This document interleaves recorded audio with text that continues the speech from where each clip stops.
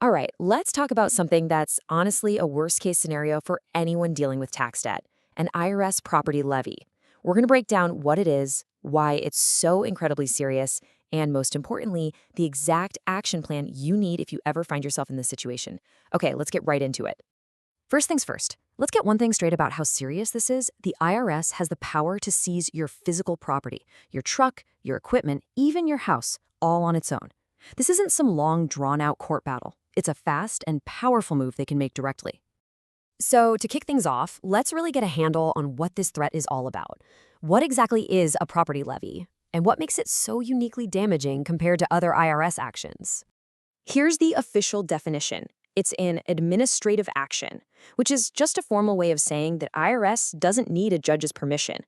They don't just put a lien on your property, a claim against it. No, they physically take it over with one goal in mind, selling it at an auction to cover what you owe. Now, this is a really important distinction to make. You've probably heard of a bank levy or a wage garnishment, right? Those go after your cash. A property levy is different. It goes after the things you need to make a living. It's like they're not just taking your money, they're taking the machine that makes the money, which can literally shut your business down overnight. And believe me, the list of what they can seize is pretty long. We're talking about the printing press a business needs to run, the truck a contractor uses every single day, the inventory sitting in a store, or yes, even the family home. It makes the threat incredibly real and personal. Okay, this brings us to what is, without a doubt, the most urgent part of this whole explainer. The second your property is seized, a clock starts ticking. And I mean it starts immediately. This is the one part you absolutely have to remember. This timeline lays it all out perfectly. The moment they seize your property, the IRS is already moving toward a public sale, which can happen in as little as 2 or 3 months. But look really closely at that timeline. All of your power, your entire chance to stop this, is crammed into that tiny little window right at the start.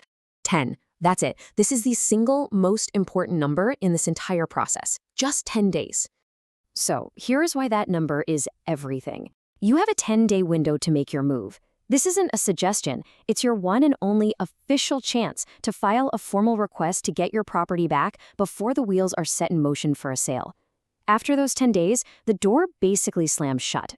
So the clock is ticking. What's the move? What you actually do in those 10 days to stop this train from leaving the station. Let's break down the exact step you need to take. This right here. This is your lifeline. Form 668WC. It's the official document you have to file with the IRS, and you have to do it inside that 10-day window. This is the key that unlocks the whole process of getting your property released. And when you file that form, you can't just say, please give it back. You have to build a strong case.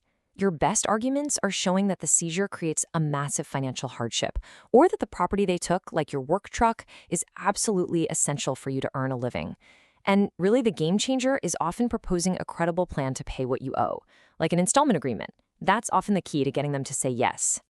And this case with Robert, the contractor, just nails that essential for livelihood argument. His truck isn't a luxury, right? It's his office, it's his tool chest, it's his entire source of income on wheels. Taking it doesn't just collect a debt, it makes it impossible for him to ever pay that debt. This is exactly the kind of powerful case you have to make. Think of filing for that release as pulling the emergency brake. It stops the immediate disaster. But you still have to fix the engine. You need a long-term plan to deal with the tax debt that caused this whole mess in the first place. That's what makes your request for release believable. So you basically have 3 main paths forward. An installment agreement is pretty straightforward, a monthly payment plan. An offer in compromise is where you try to settle the debt for less than you owe if you truly can't pay it all.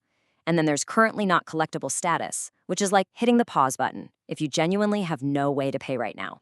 And just look at the power of these options. This is a real-world example.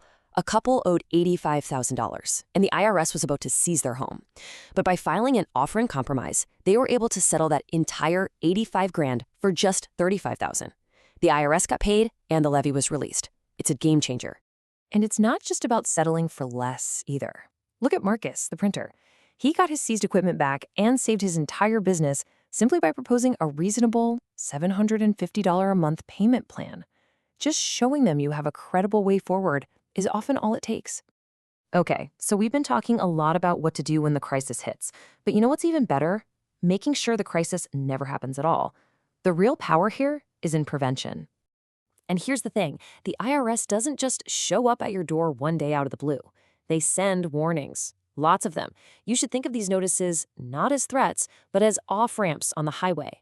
Each one is a chance to get off the road to seizure and work out a solution before your property is ever at risk.